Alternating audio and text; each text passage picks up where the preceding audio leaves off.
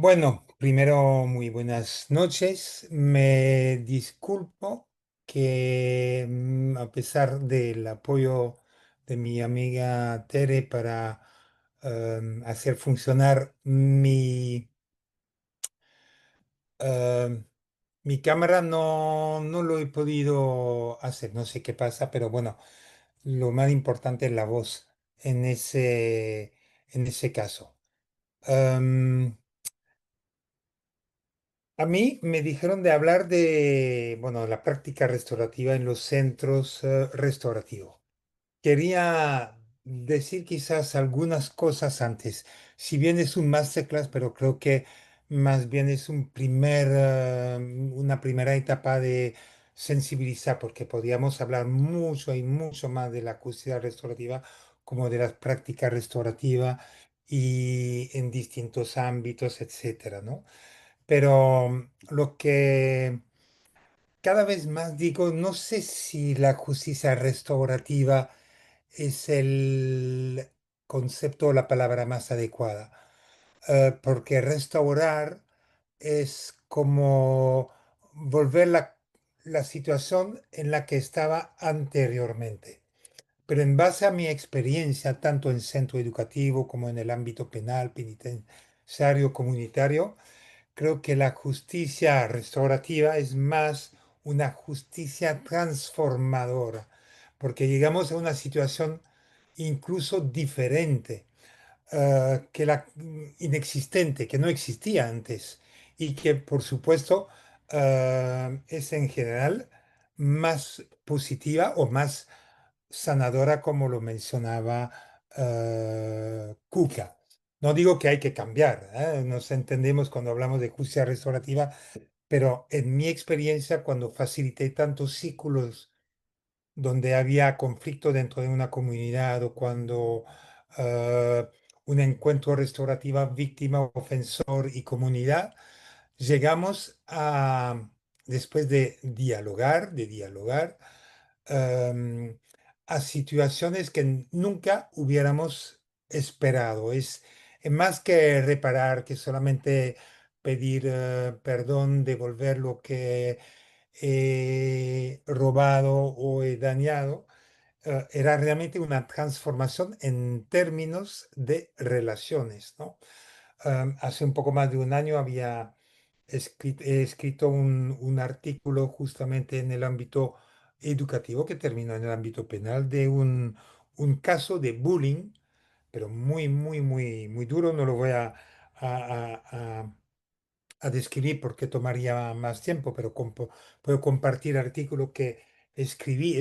Casi un pequeño libro porque son 67 páginas, pero describí la situación, describí em, la- las condiciones para hacer ese tipo de encuentro, la preparación de los encuentros, como insisto también Cuca sobre eso, de hablar con las personas, de todas las personas involucradas en el evento, en el incidente, la problemática, luego facilitar el encuentro y hacer seguimiento, eso es muy importante, de los acuerdos que se han tomado, ¿no?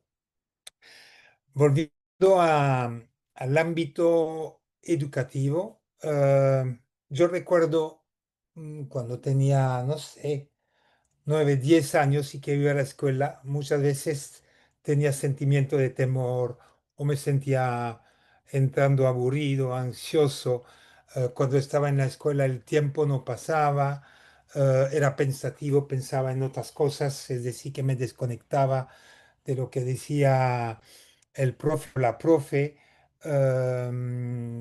Me sentía desmotivado, desanimado, podía hacer un listado y tal con la mayoría del profesorado, la mayoría.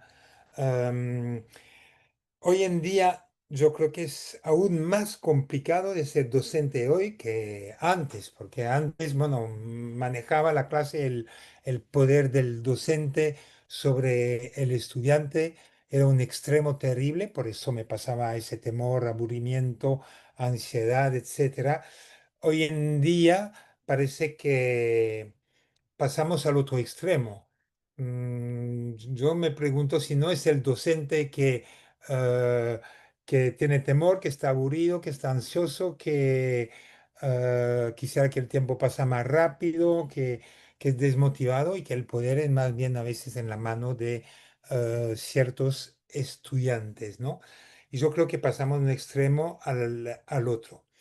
Cuando me refiero a prácticas restaurativas, para mí hay dos palabras que es comunidad y relaciones. Y cuando hablo de comunidad es simplemente una am, relación entre un grupo de personas, pero no explico qué tipo de relación, ¿no? Pero que hay relación. En una aula hay estudiantes y hay relación entre ellos y con su profesor. Un equipo de trabajo es una comunidad y hay relaciones. En un barrio hay un montón de personas, hay relación entre ellos, o en un edificio hay vecinos, hay relaciones, pero no se habla de tipo de relación, ¿no? Y por eso que tratamos ahora, hoy en día, de hablar de comunidad con cultura restaurativa. ¿Qué significa? Es justamente crear intencionalmente relaciones sanas, seguras, fuertes y duraderas en el tiempo con ese grupo con quien estamos constantemente en relaciones. Por eso que hoy en día no solamente se habla de centro educativo con cultura restaurativa, una comisaria también con cultura restaurativa, que hace muchos años creamos una aquí en Lima. Hoy en día se habla de ciudades restaurativas, que hay algunos puesta en marcha, que toma mucho tiempo y que depende muchas de las políticas públicas de esta ciudad, pero que a nivel de escuela, de hospitales, de comisaría, de instituciones, cualquier instituciones públicas, etcétera. am, Alguien decía en el chat, la importancia se está perdiendo justamente, hay mucho individualismo y se pierde ese contacto. Yo trabajé muchos años en la justicia juvenil restaurativa y como decía Cuca, es en el ámbito penal. Son jóvenes que cometen infracciones y bueno, que terminan muchos de ellos en aquel tiempo, yo hablo de 2003, 2004, cuando empecé, que la gran mayoría terminaba en un centro penitenciario. Y lo terrible, y hablo de Perú porque, bueno, tengo 25 años viviendo aquí, conozco los centros penitenciarios, pero me encontré con jóvenes que tenían más de año y medio siendo aún procesados sin tener sentencia. Y eso es tremendo, son cosas que no pueden pasar más. Yo sé que hoy en día hay mucho menos, pero en aquel tiempo había más. El porcentaje de em, procesado en la cárcel era más elevado que el porcentaje de personas ya sentenciado, ¿no? Cuando hablaba de nuestro proyecto de justicia restaurativa, recuerdo que regularmente hacíamos un poco conferencia y hablábamos de cómo íbamos, ¿no? Y no teníamos miedo de hablar también de los fracasos, de los obstáculos, de las dificultades, de los problemas que podíamos encontrar. Am, y recuerdo cuántas veces me interpelaron durante la conferencia porque la conferencia no era solamente a operadores sociales o jurídicos, sino también a comunidades en general. Y me dijeron, pero no lo entiendo a usted. ¿Cómo es posible que ustedes están esperando que esos jóvenes cometen infracciones para empezar con su justicia restaurativa? ¿No puedes hacer algo antes, previamente, para que justamente no caigan en la delincuencia? yo siempre he aprobado lo que decían. En aquel tiempo decía que yo no podía cubrir o no. Cuando digo yo, la ONG por la cual trabajaba en coordinación con instituciones privadas y públicas, que no podíamos cubrir todo, por eso nos dedicamos a un grupo de personas, en ese caso privado de libertad, que a nadie le importaba, ¿no? En un inicio era eso, ni hablábamos ni aún de persona afectada o, para no decir víctima, ¿no? Em, Hoy en día, bueno, las cosas ha cambiado y voy a tratar de hablar de justimo, por eso que digo de la justicia restaurativa a las prácticas restaurativas. Si bien Kuka ya lo explicó en un principio, pero es verdad que las prácticas restaurativas tienen su origen en la justicia restaurativa. La justicia restaurativa no es algo nuevo, ha existido desde ya siglos, por lo menos 2 siglos, en población principalmente indígena. Siempre hablamos de los maorí, pero podemos hablar también de población indígena en Arizona, en Canadá o en nuestra Latinoamérica, ¿no? Que para ellos la comunidad era, a ver, todos los hijos de una comunidad eran los hijos de todos. Hoy en día es más bien no toca a mi hijo, ¿no? La comunidad no se permitiría de, eh, no sé, mm, decir algo o aconsejar algo a otro por temor a que le diga, pero ¿quién eres tú para meterte en mi cosa? Porque bueno, hay pensamiento muy diferente, hay cosas, pero en aquel tiempo la comunidad había esa cohesión y cuando había un problema entre 2 o 3 personas, no era solamente el problema entre esas personas, sino el problema entre todos que vivían en esa comunidad. Lo que pasaba con 2 o 3 afectaba al conjunto.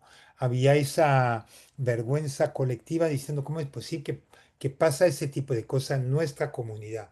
Y puede ser lo mismo en un aula, en una escuela, en un barrio, ¿no?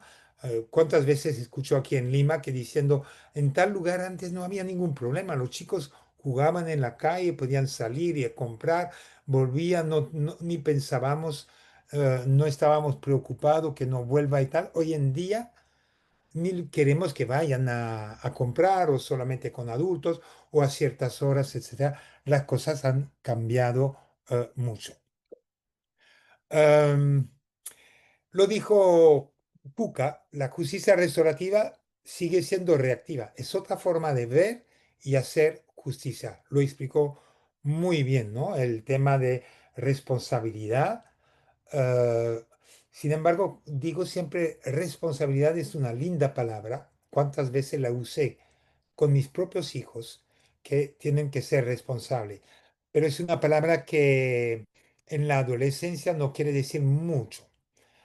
Pensamos que lo entiende, pero ser responsable, yo creo que primero tenemos que ser consciente que la actitud o el comportamiento de uno puede en ciertos casos afectar o dañar a otro.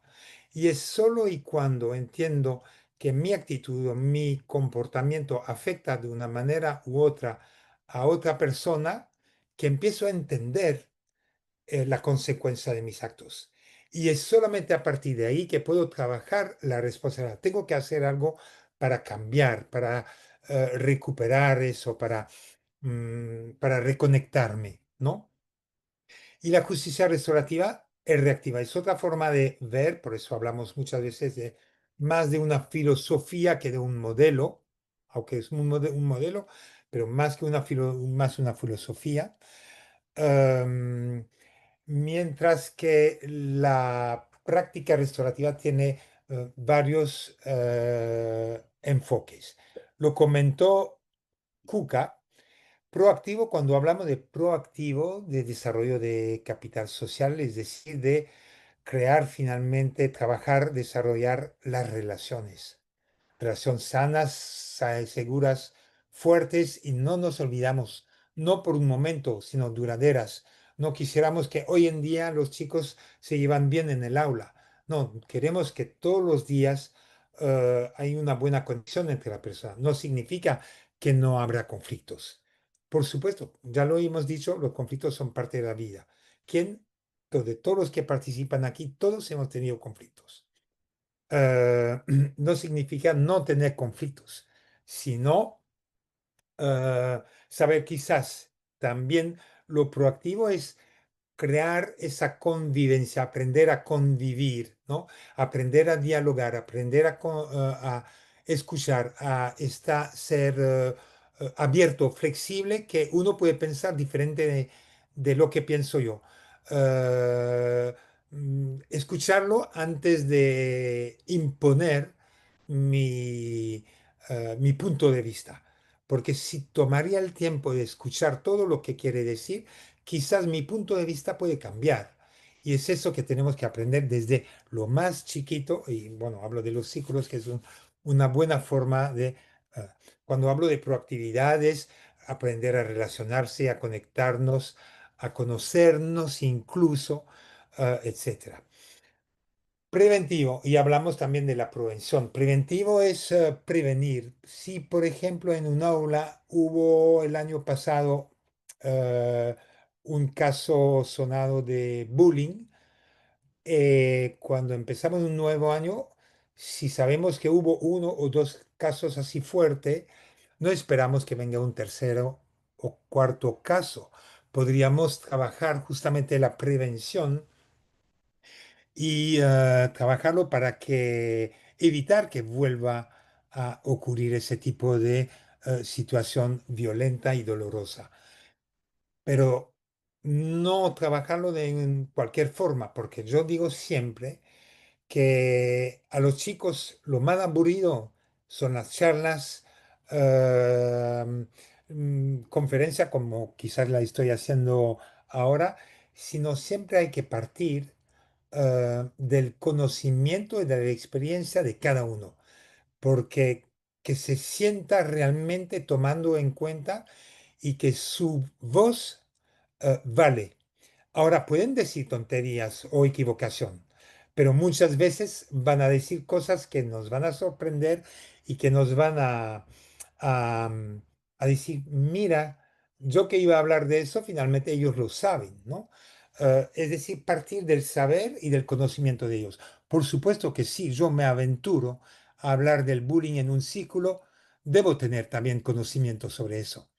Y si no lo tengo, que invito a una persona que tenga conocimiento y que en algún momento puede hacer una pregunta para hacer reflexionar, no tanto para dar la respuesta. ¿Eh? Eso es un ejemplo, la prevención.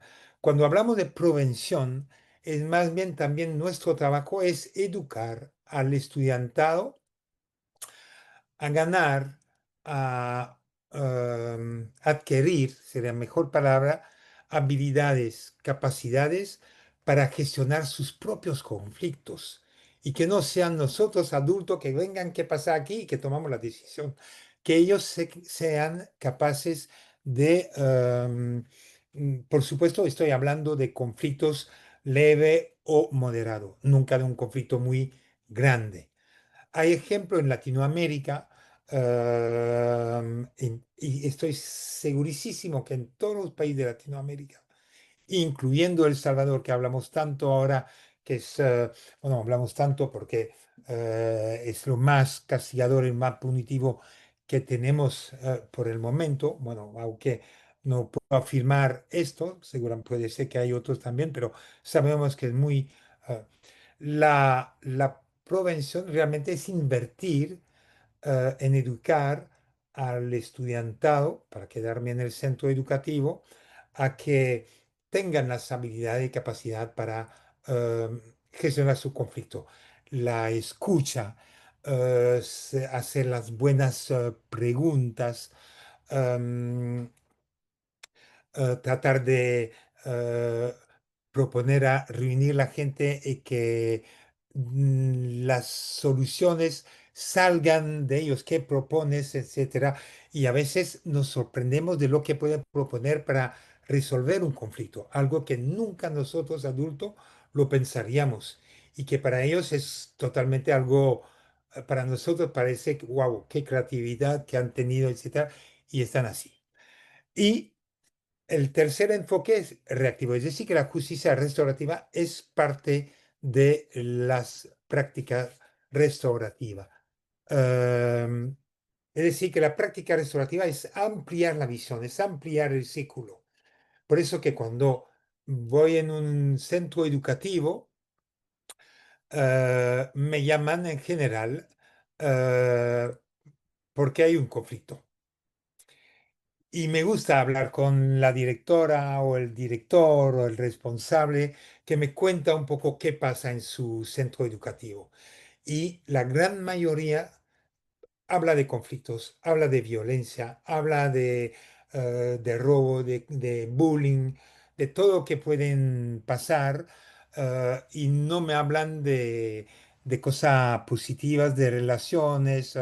Em, Mencionan palabras como estudiante problemático, las familias no les interesa, los padres están ocupados a otras cosas, etcétera. Puede ser que hay cosas que son ciertas, pero es como culpar a otro. Por eso que muchas veces digo, antes de criticar, juzgar al otro, ¿no sería importante de mirarnos en el espejo y cuestionar nuestra práctica, de cómo nosotros actuamos eh, frente al estudiantado? Yo recuerdo un profesor que era terrible. Y yo lo digo a menudo eso, y aprovecho rápido, pero mm, yo no soy muy bueno en matemática. Hasta hoy en día, aparte de sumar, restar y multiplicar, el resto no soy muy fuerte. No, no es mi talento. Y entonces no me gustaba la matemática. Cuando entraba en el curso de matemática era aburrido, cuando el tiempo no pasaba, ansioso, etcétera. Pero se puede imaginar que cuando entraba, además, no me gustaba, aparte de la matemática, no me gustaba el profesor de matemática, porque era un malvado, autoritario, gritón, que castigaba, etcétera. Es decir, son dos cosas que no me gustaba, la matemática y el profesor.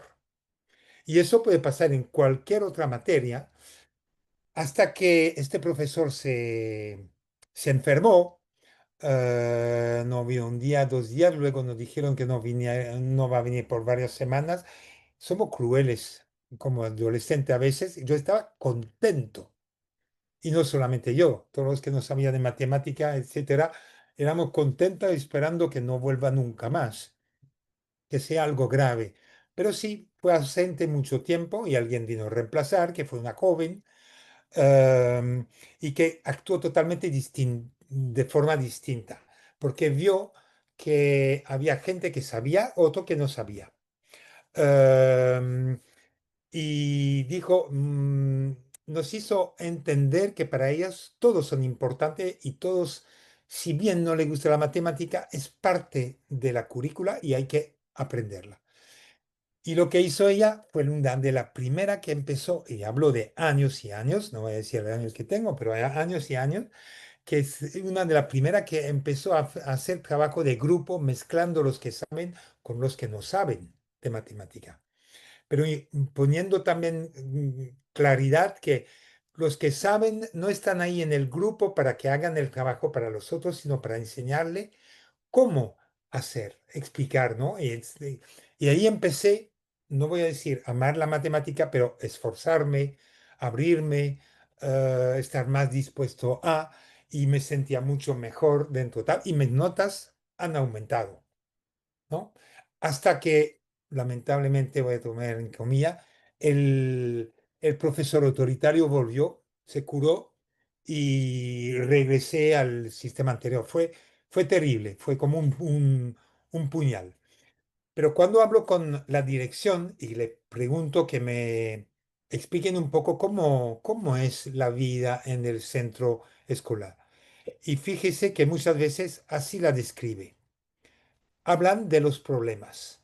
se centra realmente que no saben el tiempo que pasamos a resolver problemas, conflictos y cosas duras. Hay robo, hay problema de droga, hay peleas, hay cosas terribles.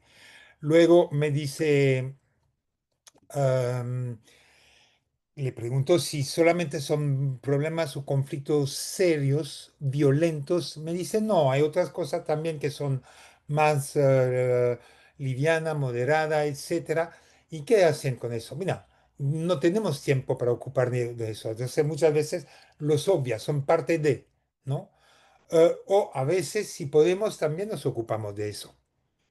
Entonces, estamos ya 90% del tiempo la pasan a ser docente bombero, apagar incendios.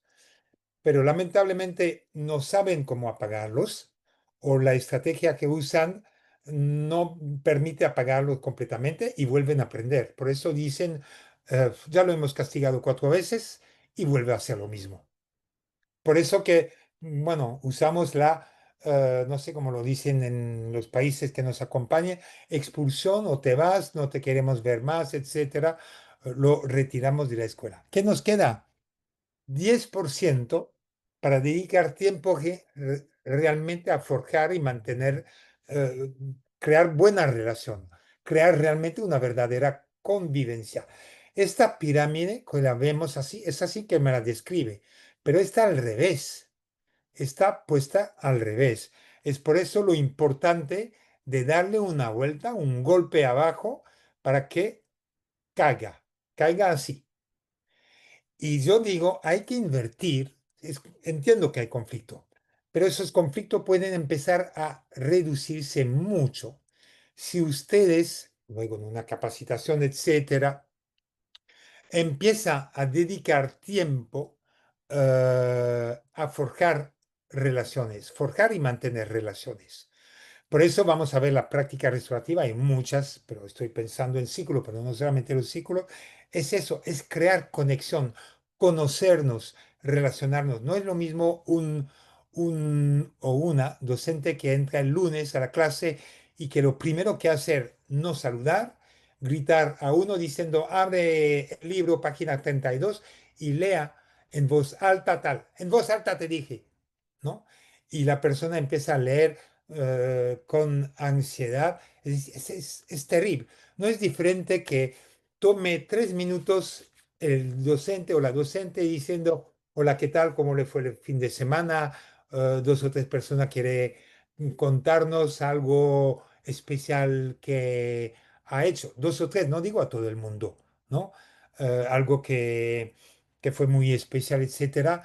Y quizás dentro de eso uno podría decir, bueno, me fui a ver el partido de fútbol de tal a tal.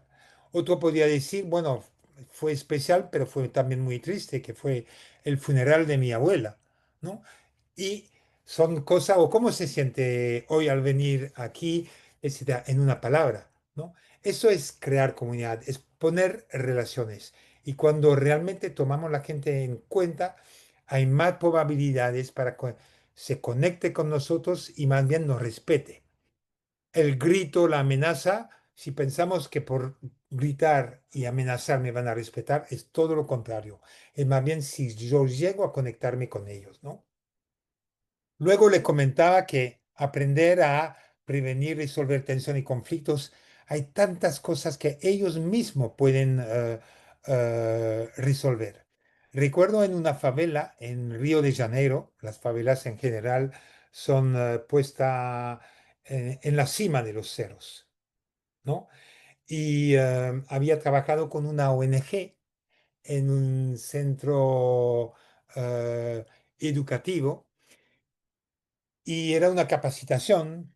Y yo recuerdo, era terrible, este centro realmente era casi todo cemento, no había árbol, no había ni ninguna zona verde. Y cuando hablaba de los círculos estaban muy interesados, pero buscaban la excusa de, pero te das cuenta, conoce la escuela, ¿dónde lo vamos a hacer ese círculo? ¿Dónde hay espacio para hacerlo? Si tenemos que hacer lo que hemos hecho nosotros entre nosotros, desplazar los escritorios poner las sillas en círculos y hacer los círculos, etcétera, nos va a tomar mucho tiempo. Luego revolver a poner las cosas en su lugar, es imposible. Como. Y yo recuerdo que con la muchacha que me acompañaba, dijimos, bueno, ya que están en círculo, conversen, dialoguen, pero encuentren una solución. Y volvimos en 10 minutos. Y volvimos en 10 minutos y encontraron una solución. ¿Sabe cómo la llamaron la solución? La esquina del círculo. Qué interesante, le dije, la esquina del círculo, eso no lo entiendo, porque en un círculo no hay ninguna esquina. Esquina. Y dijeron, bueno, que hay una sala que es más bien un depósito que tenemos en el centro educativo, que es un lugar donde se almacenan muebles rotos, viejos. Y le ponemos una etiqueta para el inventario para que no se crea que la persona va a creer que se lo han robado a alguien, etcétera, ¿no? Y se van poniendo que casi no hay espacio. Entonces, en la discusión que tuvieron, uno propuso decir, ¿por qué no usar esa sala y hacer la sala del círculo? Y otro dijo, ¿pero qué vamos a hacer con eso si es el inventario? Bueno, sacamos todo, tomamos nota, tomamos foto, quizás de las 15 sillas que hay adentro, hay padres de familia de estudiantes que son carpintero que lo pueden reparar y que quizás de los 15 reparamos 3 y tenemos 3 nuevas sillas y lo mismo con los escritorios, etcétera. Y la idea parecía genial. Tomaron fotos, etcétera. Y ese espacio lo arreglaron, lo ajustaron, y era un lugar de ciclo donde había sillas, incluso empiladas, y sillas ya en ciclo, porque podía tener ciclo con 10, 15, 20, 30 personas, y lo llamaron, eso va a ser la esquina del círculo. Y será usado como el lugar y simplemente hace un calendario. Yo reservo de 9 a 10 esta sala con mi aula número tanto y otro tal día, tal hora, etcétera. Yo no vivo en Brasil, pero he seguido contacto con las personas y la directora estaba totalmente motivada y recuerdo que varias veces me ha dicho, ya no te das cuenta cómo la están usando. No solamente los profes, sino que los estudiantes cuando tienen una actividad por organizar o un problema que hay, vamos a la esquina del ciclo y se van sentando y son capaces porque han aprendido realmente a hacer. Y si hacemos eso, esas dos cosas, quedarán conflictos y conflictos serios, pero ahí lo dejamos a personas realmente capacitadas, facilitadores o mediadores, aunque podemos también capacitar a estudiantes mediadores por cierto tipo de situaciones, no tan seria, no tan grave, pero cuando hay casos graves como el bullying, necesitamos, bueno, facilitador capacitado. Eso es lo que tenemos que hacer y hay que verlo como una inversión, porque eso no se va a obtener o lograr de la noche a la mañana de una semana, pero en un año se lo puedo asegurar que los cambios van a ser grandes. Yo trato de seguir 5 colegios centroeducativos en distintos países del mundo. Uno está en España, en Mallorca. Otro es en República Dominicana, en Santo Domingo. Otro es en La Paz, en La Paz, Bolivia.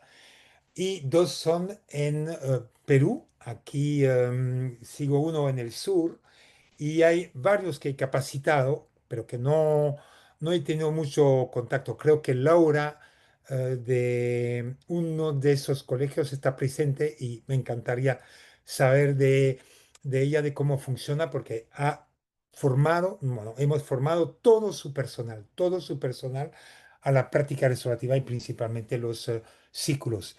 Y estoy seguro, bueno, aunque no he hablado con ella, pero que cambio deben tener. Entonces, eso es lo que queremos lograr. Es lo que dijo la persona. No hay que verlo como perder tiempo, sino ganar tiempo. La práctica restaurativa es una caja de herramientas, hay unas que son informal, otras que son formales, que permite construir comunidad, esa es verdadera convivencia, que permite prevenir situación problemática, conflictiva, permite gestionar también problemas, tensión y conflictos, ¿no? ¿Y cuáles son? Esos son todos. Yo no puedo dar un curso sobre cada uno. Yo podía pasar fácilmente 1 o 2 días en cada uno. La escucha, ya Vicky lo dijo desde el principio, es una herramienta, a ver, ¿cuál es la palabra? De la más importante porque es transversal. Saber escuchar es parte de todas las herramientas restaurativas, ¿no? La escucha es fundamental. Lamentablemente no nos enseñan desde chiquito a escuchar, ¿no? Escuchar es como, cállate, ¿no? Para escuchar. Declaración afectiva, comunicación no violenta, también podíamos pasar, ¿no? ¿Cuántas veces decimos que pensamos que es algo positivo? Por ejemplo, una profesora que ve que un alumno ha hecho un buen trabajo, ha entregado una buena tarea o ha participado bastante en la clase y al final de la clase le dice... Buen trabajo, Jan, durante esta clase. Te vi calmado, has respondido, está muy bien. Lo que acabo de decir no está mal, pero podría ser mucho mejor. Si le digo, no sabes cómo estoy contento y orgulloso de haberte observado y escuchado durante esta clase, todo lo que has soportado, la verdad que me siento muy contento. Solamente de expresar un sentimiento por lo que ha hecho, le va a rebotar en el corazón y va a decir, wow, qué increíble. Lo mismo cuando llamo a una padre de familia, si la escuela llama a un padre de familia, el padre de familia que va a responder, la mamá, por ejemplo, si le llamo por su hijo Jan, posiblemente que la madre iba a decir, ¿qué habrá hecho mi hijo? No, no, no, no, no ha hecho nada, solamente que quería decirle que hoy ha sido increíble, me siento muy contento porque ha participado como nunca ha participado antes y la mamá capaz de decir, ¿está seguro que está hablando de Jan o de otro alumno? No se ha equivocado de número. No, no, no, le hablo de Jan, señora. Wow, bueno, muchas gracias. Eso son los cambios que podemos obtener. No es perder tiempo, es invertir en relaciones, ¿no? Pregunta restaurativa. Cuando decía, miremos nuestra práctica en un espejo y analizamos como cuántas veces hacemos las malas preguntas de tipo, ¿por qué te comportas así? Cuando digo eso, cierro la relación, culpo, creo distancia. ¿Qué podemos esperar? Es una mala respuesta. No promuevo la empatía y nunca la gente va a cambiar de comportamiento. No sería diferente de decir, ¿qué está pasando? ¿Qué está ocurriendo? ¿Hay algo que me quieres contar? La pregunta restaurativa es tener un lenguaje socrático, no dar la respuesta, sino hacer las buenas preguntas para que la respuesta salgan de ellos. ¿Cuántos profes le dice, dense la mano y piden perdón? ¡Qué horror! Él me está diciendo lo que tengo que hacer, entonces doy la mano, pero con una mala gana. Si me diría, ¿y ahora cómo creen que pueden abordar esa situación, ese problema? ¿Cómo piensa resolverlo? Y que ellos buscan, ¿no? Si el ofensor me dice, no sé, no sé lo que puedo hacer. Bueno, puedo entender que no sepas, pero a ver, déjame ayudarte. Si tú no fueras el que ha pegado al compañero, sino más bien el que ha recibido el golpe de tu compañero, ¿cómo te gustaría que él arregle las cosas? Bueno, primero que me pide perdón, segundo que no lo haga nunca más, que tercero si me ha quebrado la nariz, bueno, y que tengo que ir al hospital y que hay gastos, que lo repare, ¿no? Ese tipo de cosas. pregunta restaurativa es otro curso que podíamos dar. Tengo un documento que explica muy bien todo ese tema. Pequeña reunión restaurativa es cuando espontánea, es cuando hay pequeño problema. No esperamos que los problemas crezcan, se amplifican y se vuelve engorroso, complicado, sino tratamos de reunir a la gente. Por supuesto que antes tengo que hablar con uno, con otro rápidamente y decir, bueno, ven, ven, habla, y usamos la pregunta restaurativa. Los círculos, ahí puedo tomar 3, 4 días sobre círculos. Hay círculos proactivos para crear comunidad, para conocernos, para relacionarnos, para, bueno, todo ese tipo para finalmente crear ese capital social, crear confianza, ¿no? Y cohesión entre nosotros, pero podemos hacer círculos para abordar temas, no solamente a los temas que yo, adulto, estimo importante para ellos, como por ejemplo educación sexual, que probablemente es un tema muy importante. Pero si ustedes le piden a ellos qué tema les interesaría hablar, qué tema les gustaría que toquemos, y es posible que educación sexual va a salir. Si no sale un momento, yo podría hacer un listado de 10 o 15 temas que, bueno, podríamos conversar, podríamos, no dice que tenemos que. Y ahí quizás ven, sí, nos gustaría educación sexual. Entonces, podríamos hablar de temas. Podríamos hablar también de temas que les afecta. Por ejemplo, em, me gusta historia, me gusta ser concreto porque hay tantas cosas que podemos leer en la teoría. Hay estudiantes que no hacen sus deberes y muchas veces lo culpamos porque no hiciste tus deberes. Hay 50 razones. A veces no lo entiendo porque el profesor no supo quizás explicarlo bien o porque no tengo tiempo para hacerlo porque ese día tengo 5 deberes para hacer porque no hay coordinación entre los profesores o porque tengo que cuidar mi hermanito o porque tengo que cuando termino la escuela y estoy pensando en Perú, en la zona alejada, tengo 1 hora y media de caminata para regresar a casa y ya no tengo la energía para hacer mis deberes, etcétera, etcétera. Pero si le preguntaríamos a ellos, ¿eh? Los problemas primero que entiendan por qué estamos dando tareas, pero también cuáles son las causas que puede hacer que les dificulta hacer o no les motiva a hacer las tareas, ¿no?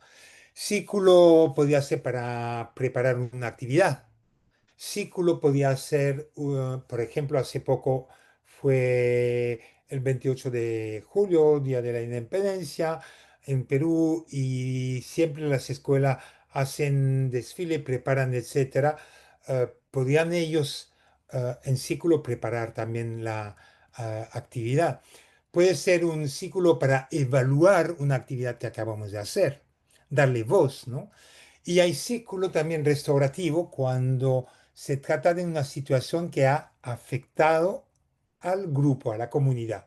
Por ejemplo, si en una aula, las últimas 2 semanas son 4 alumnos que me vinieron a ver como docente diciéndome que no encuentro su cuaderno, no encuentro el libro, no encuentro el bolígrafo, etcétera, etcétera. Hay un problema.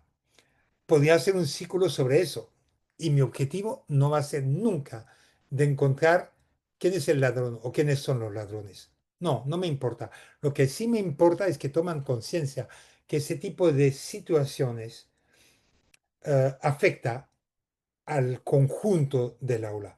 Porque quizás mañana a mí, bueno, no me ha robado nada, pero quizás mañana es mi turno, me va a tomar algo. Y entonces luego le puedo preguntar qué pueden hacer quizás para que eso no vuelva a pasar. Y pueden decir un montón de cosas y que lo digan y luego hacer circular. ¿Qué piensan de lo que han dicho? Aquí hay la lista de todo lo que dijeron. Y uno podría decir, bueno, cada uno debe ser responsable de sus cosas, que lo ponga en orden. Otro que se cierra la puerta cuando es el tiempo de receso. Otro puede decir que lo a la salida de la escuela que lo revisen. Y bueno, yo no estoy de acuerdo que lo revisen. Pero si uno lo propone, podría decir, ¿qué piensa la revisión al salir de la escuela? Espero, por supuesto, que uno diga, a ver, no confunda una escuela con un aeropuerto. ¿Eh? A mí no me gustaría que cada vez que salgo, como pasa en Estados Unidos, que hay un escáner y que tengo que poner la mochila para ver si no hay armas, etcétera. De un lado puedo entender por todo lo que pasa, pero no quisiera que lleguemos a eso nunca, sino más bien trabajar la confianza, ¿no? Um, Esos son ejemplos. Y bueno, entonces, ciclo restaurativo cuando afecta al conjunto, grupo de poder. Ahí, el aula está dividido en tres grupos que siempre se pelean entre ellos. Es algo que podemos hablar en un círculo. Ok, mediación. Yo no soy mediador, sé lo que es una mediación porque tengo muchísimos amigos y amigas mediadoras. Leí mucho sobre la mediación. Um, es un para mí es una práctica más muy, em, muy útil y eficaz, quizás no para todo tipo de situación, como por ejemplo el bullying no funciona, simplemente porque el bullying hay un desequilibrio de poder y la mediación no iría, por eso que trabajo yo más bien la reunión restaurativa que no solamente víctima, ofensor o persona afectada, persona ofensora, sino que hay comunidad que puede ser seres queridos, otras personas interesadas también en la situación, docentes, otros alumnos, etcétera, etcétera, ¿no? Entonces, todo eso sería distintos módulos que podíamos trabajar y saber más sobre la práctica restaurativa. ¿Qué hace cuando eso no funciona? ¿Qué hace cuando un alumno o una alumna con intención quiere quebrar la dinámica del ciclo? Porque eso pasa. ¿Qué podemos hacer? ¿Qué podemos hacer cuando alguien se quiebra durante el ciclo? Es decir, que se emociona tanto que empieza a llorar. ¿Qué hacemos? Etcétera. Y es parte del curso, ¿no? Le puedes ver eso. Entonces, y ahí voy terminando eh, pirámide de las prácticas restaurativas, si aprendemos realmente a trabajar la escucha, a hacer declaración afectiva o estudiar nosotros la comunicación no violenta, porque a veces somos violentos sin tener la intención de ser violentos, no nos damos cuenta. ¿Cuántos profesores dicen, paren de gritar? Y lo dice gritando, ¿no? Eh, es decir, bueno, eso, aprender a dialogar, ¿no? No interrumpir, escuchar, no juzgar, no criticar, hay muchas cosas, es parte también de la escucha.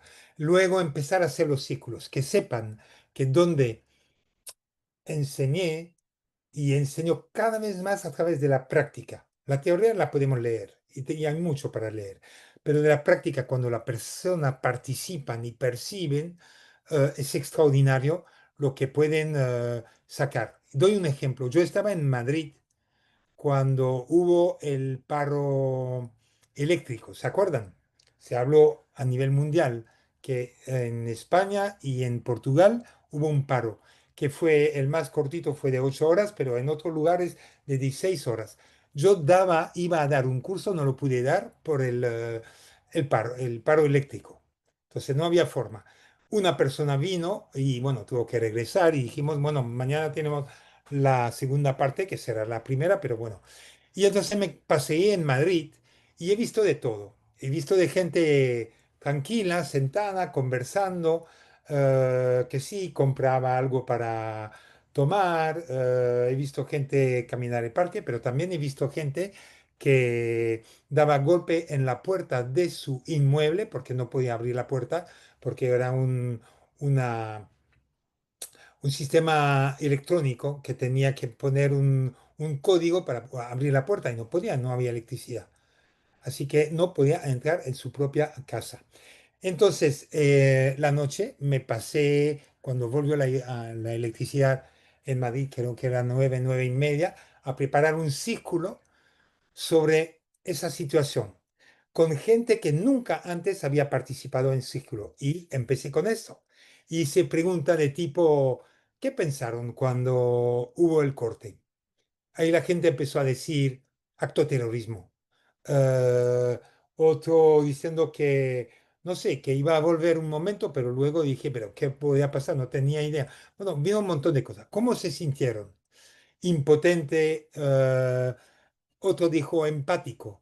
¿Que empático? Sí, sí, porque había tanta gente enojada porque no habíamos electricidad, pero pensé, imagínate en Gaza que no solamente no tiene electricidad, no tiene agua, no tiene comida, no tiene seguridad, no tiene nada de nada. Entonces empecé a decir, y nosotros nos quejamos porque no tenemos electricidad durante una hora, pero allá, y eso provocó empatía, promovió empatía. Entonces, un círculo, y eso lo podíamos hacer en el aula, y eso ayuda realmente a la persona a reflexionar y a expresarse, ¿no? Yo recuerdo incluso dentro del círculo, y ahí voy terminando, había una chica que dice, nosotros tenemos un apartamento que compartimos con, somos tres muchachas profesionales y de profesión diferente. Nos vemos de vez en cuando porque tenemos horario diferente o levantamos a momento diferente, etcétera. Y dijo, es la primera vez que pusimos una vela en la mesa, había un vinito, abrimos el vinito y empezamos a hablar y a conocernos como nunca nos habíamos conocido. Y empezamos a contar incluso algunos problemas que tenía o con mi pareja o con tal, tal, tal, que nunca había hablado.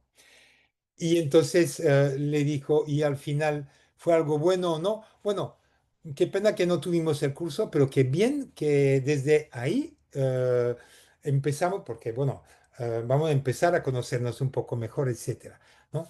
Eso es lo otro. Y la reunión restaurativa sí que es una especialización de ser facilitador de una reunión. Yo escribí hace un tiempo un documento sobre, que es un protocolo consolidado sobre las condiciones para hacer ese tipo de cosas. Cómo preparar, porque la preparación es lo más importante. Cómo facilitar el encuentro y cómo hacer el seguimiento del encuentro. Es diferente de una mediación, no se trata del curso de hoy, pero una mediación podemos tener varias sesiones. Cuando hablamos de una reunión restaurativa, es una reunión restaurativa. Hice algunas en media hora, otra en hora y media, 2 horas, 2 horas y media. La más larga fue 4 horas. Pero sí que la preparación puedo tomar más tiempo. He tenido, y vuelvo a decir lo que dijo Cuca María del Carmen, que sentar con las personas y conversar, entender, porque muchas personas ofensoras van a llegar, van a minimizar en un inicio. Y yo podía abandonar desde ese momento, pero ¿por qué no eh, tomar tiempo y reflexionar? Muchas veces entrego una tarjetita con la pregunta restaurativa y le pido que primero crear confianza, crear conexión, presentarme, conocerle, que le gusta, etcétera, ¿no? Crear esa confianza y hacer pregunta abierta, no culpabilizadora, proponerle de verlo en otro momento, el día siguiente o 2 días después, etcétera. Toma más tiempo, pero al final la persona se va a abrir y va a entender y eh, asumir su responsabilidad. Sería mentir, que será 100%, ¿eh? Sería mentir. Yo no tengo porcentaje, pero eso es la idea, ¿no? Entonces, a ver, lo proactivo tenemos que en un centro educativo invertir en eso. No es perder tiempo, es ganar. En un centro con cultura restaurativa, aparte de un mejoramiento del rendimiento académico, habrá menos situación violenta, menos bullying. Habrá una mejor relaciones entre estudiante y el profesorado, entre el mismo profesorado, entre el profesorado y las familias, porque hay que trabajar también con las familias. Habrá mejor liderazgo, mejor escucha. Y finalmente, tendremos tiempo, un poco de tiempo y quizás tener unos cuantos especialistas y no necesariamente deben ser de la escuela, puede ser alguien de la comunidad que de manera voluntaria que formamos y que está, cuando hay un caso fuerte, viene del exterior y viene a apoyar. Es lo que dije hace poco tiempo en España, no hay dinero, me dijo alguien del Ministerio de Educación. Y le dije, no necesitamos dinero. Busquemos en la comunidad gente, quizás un psicólogo o trabajador social o cualquier otra persona interesada en la temática del conflicto y de la resolución de conflicto y la formamos y esa persona estaría quizás dispuesta de venir voluntariamente a la escuela y si tenemos a 10 porque he conocido también eso en Murcia, sobre el tema de la Procuraduría de Mediación, que son todos voluntarios, no le pagan cuando ellos sí merecen ser pagados, porque pasan no una vez cada rato, es casi todos los días, un día cada 2 días, ¿no? Pero bueno, eso es un poco la idea, ¿no? Y bueno, ahí terminé, seguramente que he pasado mi tiempo. Lo que pasa que en Perú, en un minuto hay 90 segundos. Había olvidado de decírselo. Qué divino. No, Muchísimas gracias.